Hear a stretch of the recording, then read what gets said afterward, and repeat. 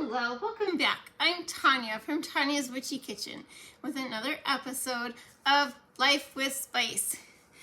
Although I don't think of this as a spice, but you'll see. My sweater's wrinkled.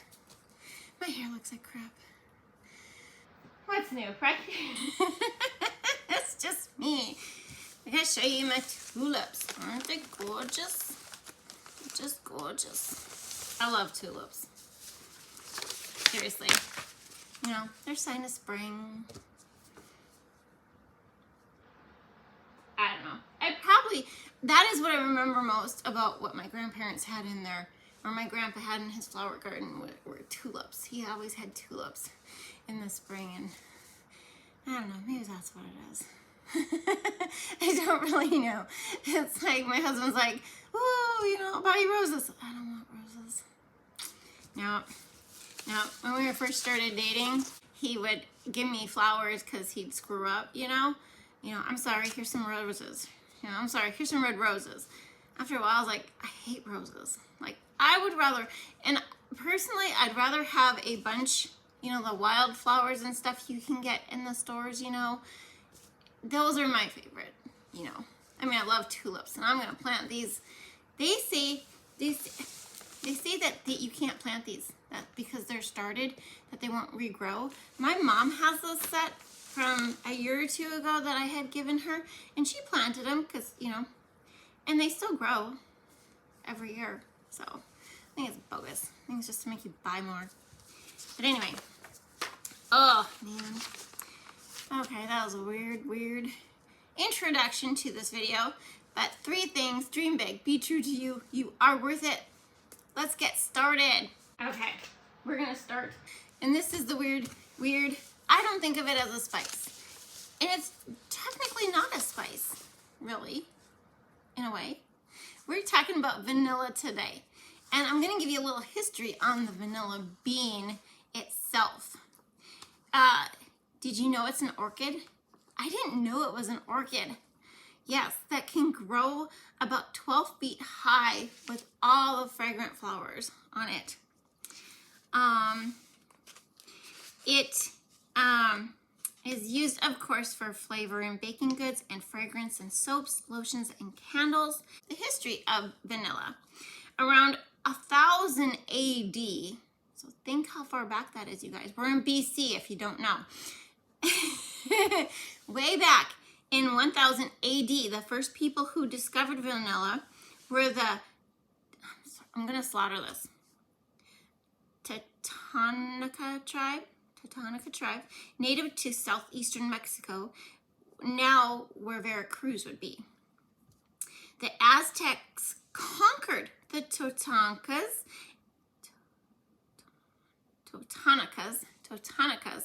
and also came to share their belief that the vanilla bean was the food of the gods.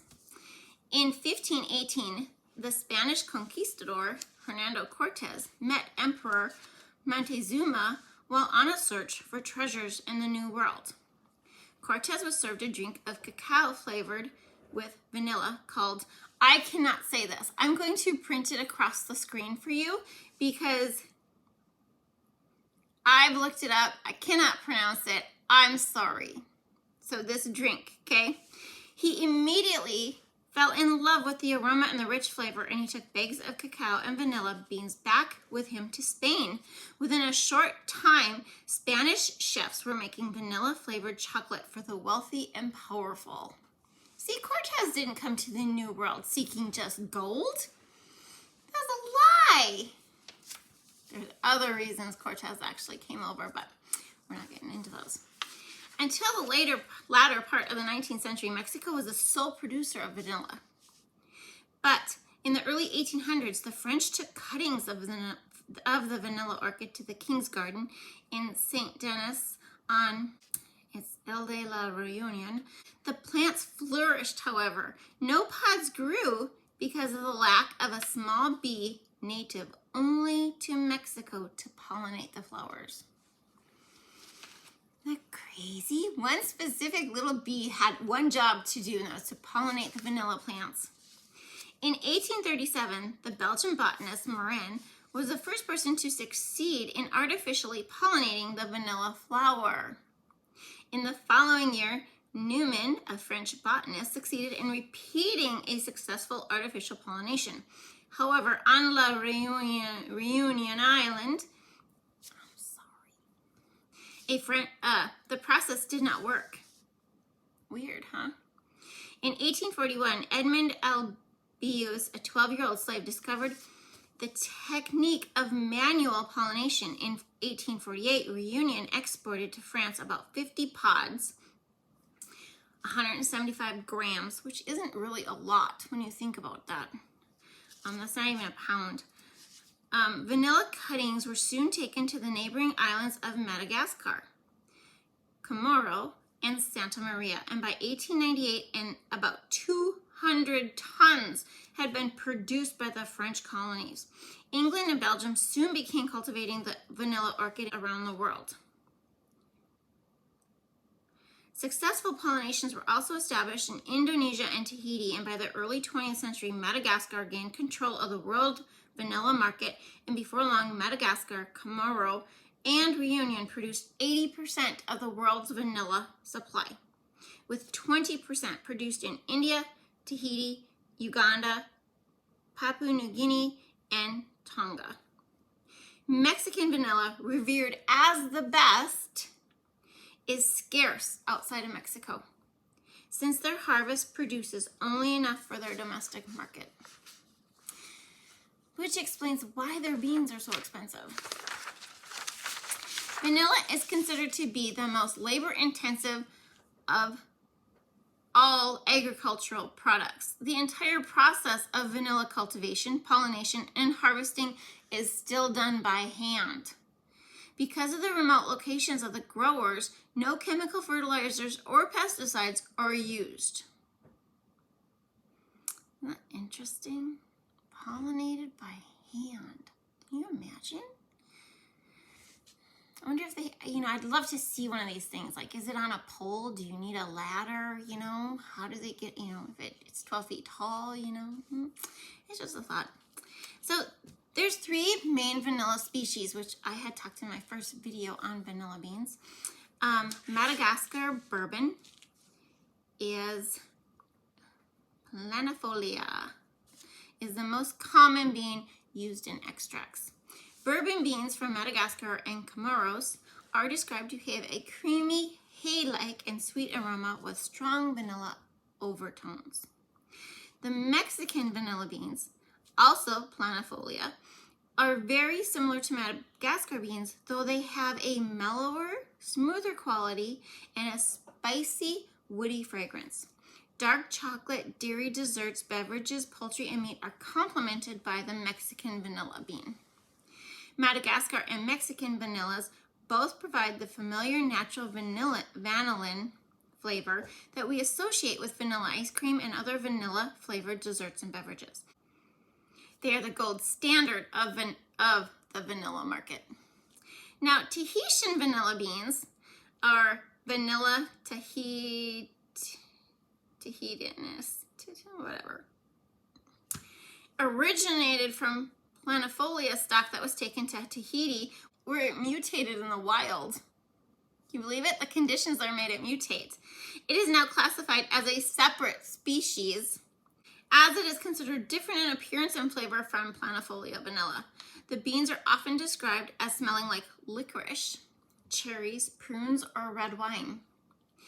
Tahitian beans offer a more floral, fruity flavor, more suitable to savory and fruit dishes. Now, I think I had Tahitian beans on my last video, and I think these are the bourbon ones I have this time. So vanilla products, extracts, very, very common. You see them all over. But yeah. So if you're going to make vanilla extract for sale, okay, vanilla extract is the only flavor with a U.S. FDA standard of identity in the Code of Federal Regulations. The code requires a minimum of 13.35 ounces of vanilla beans per gallon of 35% alcohol and 65% water. Mixture, 80 proof. Okay, so it's a tincture, guys. If you understand tinctures and the ratios of the alcohol versus the water and all that, I don't put water in mine, okay? I'm going to do it again today. I don't put water in mine. I don't know why. I just don't think you need the water. You know?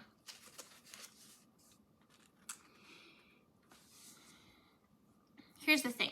Some herbs react very well to alcohol, and some herbs are extracted better with water. In a lot of tinctures, it's an alcohol versus water ratio.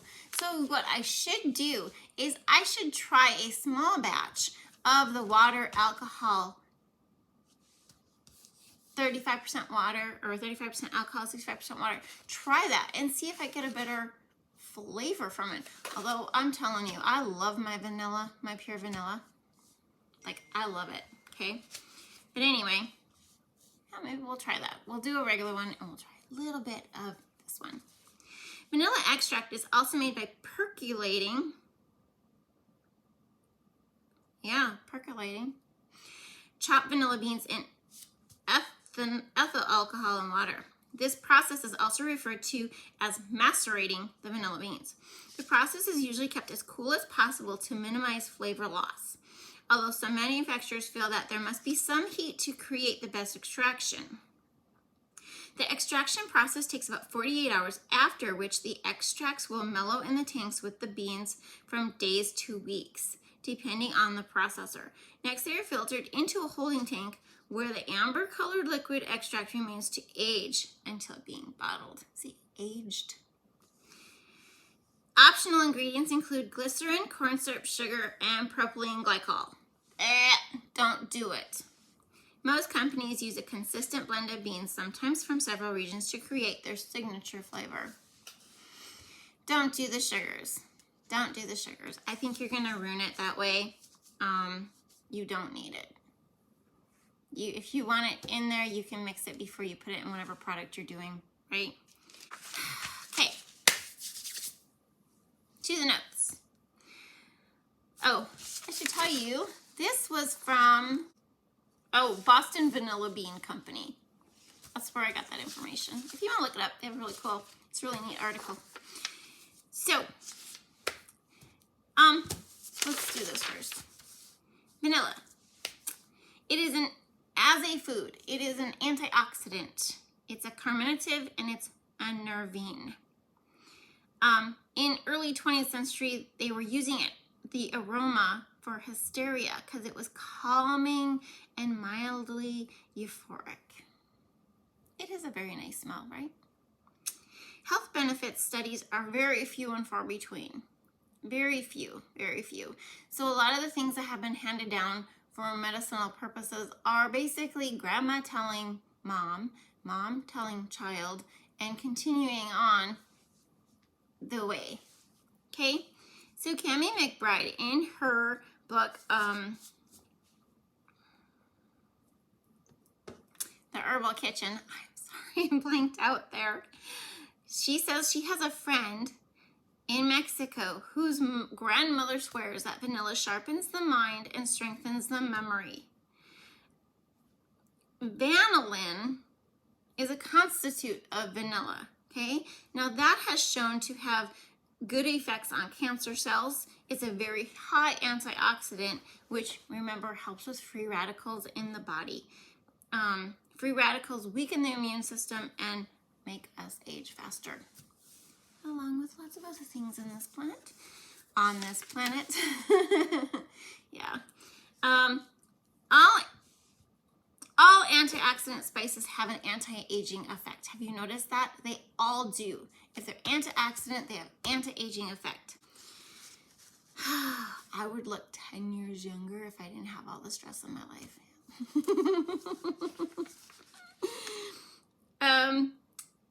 If you infuse vanilla and honey, you can put it over toast or tea or pancakes. You can infuse vanilla and honey with cinnamon, nutmeg, clove, allspice, or orange peel. You can put it on ice cream. You can make ice cream out of it. And, oh, a love potion. That's what we're doing. We are also going to make a love potion cordial. Now, the stuff I take out of her book, okay, I make sure that it's online somewhere so that I'm not taking something that she hasn't already done and showed the public, you know, from her book, okay? Because I don't want to hand out recipes and stuff that she expects you know, for people to purchase. So, just so you know that.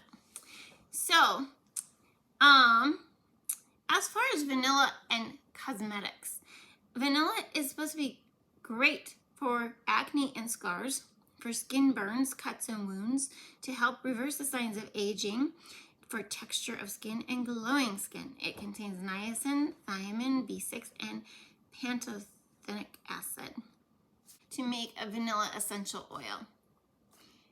I would chop the beans, maybe add a couple tablespoons of alcohol to help extract it, mix it around really good, you know, maybe infuse it for a day or two, and then add the jojoba oil.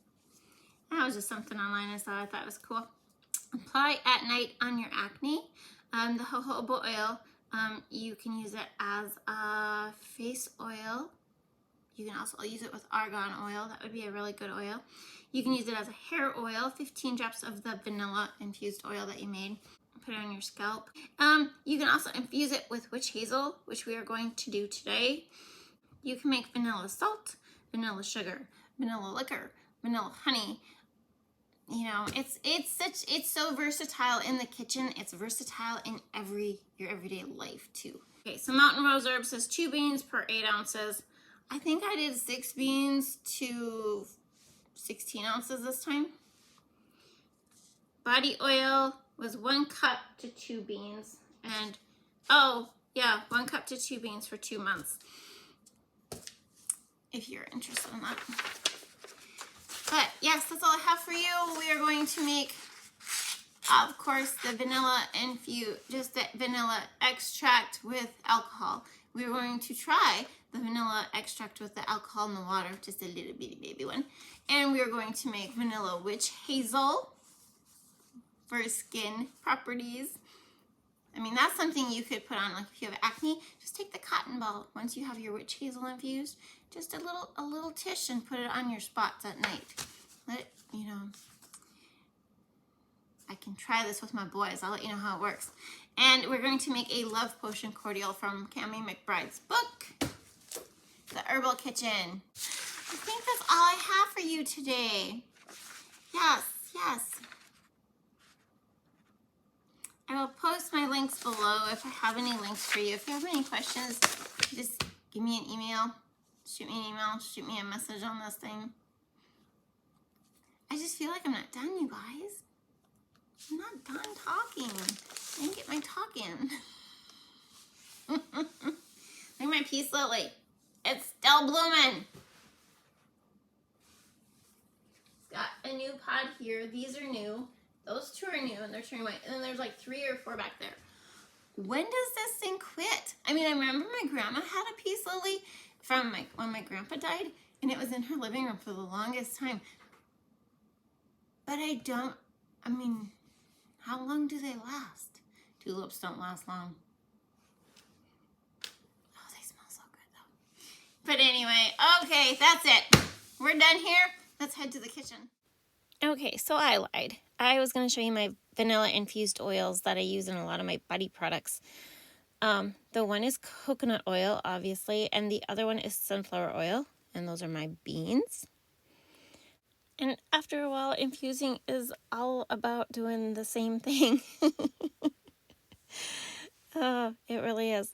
So we're going to do the same thing we did last time. If you haven't seen the first video, which was done not quite a year ago, I will link it below so you can see that. That might, you know, totally different video. But I'm going to do the same thing. I'm going to just chop up my grade B vanilla beans and put them in that is sunflower oil. That is actually food grade sunflower oil. So I could use it to make a vanilla syrup or some ice cream or what have you. It's edible. And actually the coconut oil is edible too. So, therefore, because I do get a lot of comments on it. Can you eat it? Can you, yes, as long as you use food grade oils, you can definitely eat it or, use it in a product. Mine go, my vanilla body butter. A lot of this in there. Love it. Absolutely love it. But infuse it in a crock pot, wait a couple hours and it's infused. So, yep, once again, make sure you show you what kind of beans I have. Make sure you have the good ones. They're all good, guys. They're all good. Just remember, A is for cooking, grade B is for, extracts. So, I'm going to use 2 beans, and another little tip, make sure you roll your beans up. Put them in a couple baggies, Ziploc baggies. Do not let air get into them, okay? See? People comment on places, they're like, oh, there's no beans, oh, they're dead, oh, they're pre-used. No, that's just what they look like. Literally, that's what they look like. So you can cut this. Sometimes I cut it down the middle and sometimes I don't. It just depends. I've never done the witch hazel before. So this was a new thing for me. I don't even know if people do this. Okay. This is just what I'm doing. Didn't even look it up or anything. So 1, 2 vanilla beans and, get all the little goody goodness in there. And then the witch hazel, 14% alcohol, no more. Okay, if your witch hazel has more than 14%, get a different one. And, yeah, witch hazel, you don't have to fill the jar up. That's what I'm telling you. You don't have to fill the jar up like you do with oil. Oil, you really don't want a lot of air in the jar. Witch hazel, it really doesn't matter. And give it a good shake. Shake it, shake it, shake it. We're going to let it set for 2 weeks. 2 weeks. And then we're going to strain it. Okay? Don't forget to... I decided, no, I need more. Could put this in the micellar water. Yeah. Ooh. So many ideas. Yeah. Just make sure you put the wax paper and the cover on because it will corrode a regular lid. And next we're going to do my typical vanilla extract. And I am doing 6 vanilla beans. Okay. Don't forget, roll it up. Bag it, bag it. Don't freeze these. Don't refrigerate these. You don't want moisture to get in them. Just store them in a cool, dry place with, don't let the sun shine on them if they're gonna, if that's where you're storing them. Just, okay, someplace cool, someplace dark. I'm going to do the same thing I did last time. Literally just cut up the beans into 1-inch chunks. You can cut them in half if you want to. I will tell you, the last time I made this, my last video, that was, almost a year ago, I haven't strained those beans yet. They're still in there. They're still infusing, and it's beautiful, guys. It's beautiful. But anyway, just pop them into a clean mason jar, right? So 6 beans, I'm going to put, get all the little goody goodness in there. I don't know what else to call it. Oh, but yeah, you want to make sure you infuse it long enough. A lot of people say 2 months, and 2 months probably is fine because I will show you what it looks like within less than a week, right? It's beautiful. Just shake it. When you walk by it, just give it a good shake every now and then, every couple days for at least the first week or two, and then, let it infuse. Let it go. Seriously. I love this stuff. Totally. I don't drink it like alcohol, but I mean, I use it in everything. You've seen that. Just mix up wax paper, plastic lid because of the alcohol, and just shake. Just shake. Label. I don't know if I said this on everything. Label the oil. Label the witch hazel. Label the extract. You will forget what it is. You may think, oh, this is vanilla. Is it witch hazel or is it, Here's my one from today and the one from last year. Beautiful. Okay, let's see if we can do this without too many interruptions. So I did my, this is just the baby one, okay? This is just the baby one. And so the test batch. So we're using 1 bean. And we're using, how much alcohol? 0.25. Okay. Yeah, this is just baby. Hopefully it covers the vanilla bean. Yeah. Okay.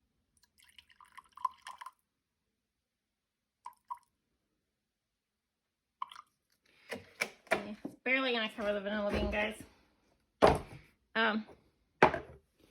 Okay, and then you take your scissors, and we're just going to, I'm gonna cut it in smaller ones since, who knows, I might not even get this done by the time this video comes out. So you might not get to see.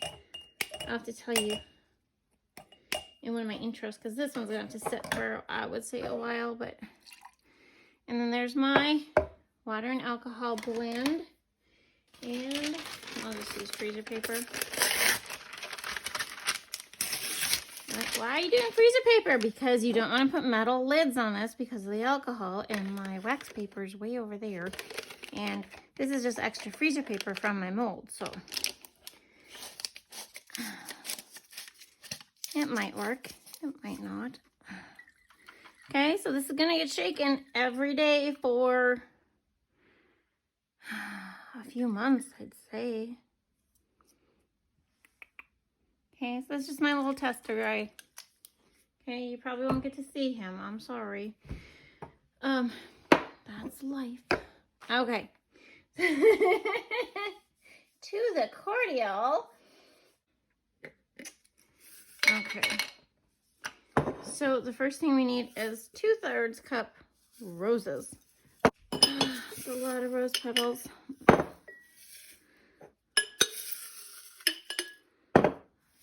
To my grandson. See all that picking we do in the summertime? Maybe I'll give him some of this. I don't know. We'll see. And then, see, I have the I don't know if I show you I have the grade B bourbon planifolia vanilla beans. These are from Madagascar. Grade A is for baking. Grade B is for your extracts. Okay. And we're going to put a whole one in here, but cut it up tiny chunks, not like I normally do. Okay. This is going to infuse for, I think it's supposed to infuse for a month. Okay. But I will show you it after a couple weeks because I am behind, and that's what happens when you get behind. Okay, don't give me crap about my cutting board. It's just, that's my cutting board. Okay, so next we're going to add, so we have the roses and the vanilla pod, and then we need 4 grams of okay, 1 stick. Okay, half a stick.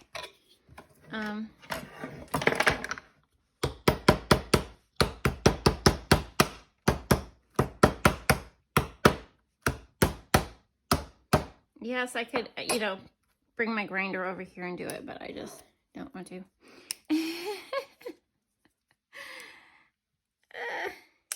So you want pieces of cinnamon stick.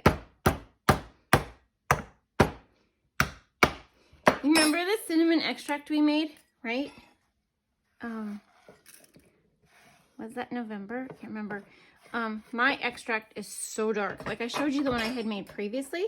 The one I have now is so dark. It's like super dark. I can't wait to try it in my coffee.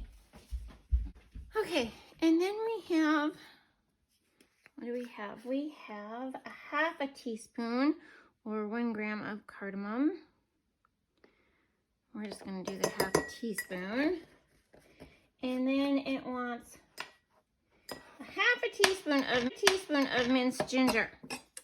I have my beautiful ginger here. Now I just need a half a teaspoon of it. Are you kidding me? No. I mean, if you make this in bulk, right? But I just bought ginger, bunch of organic ginger. I'm gonna make some more salad dressing. I love that stuff. I don't know what else I'm gonna do with it. I'll have to find some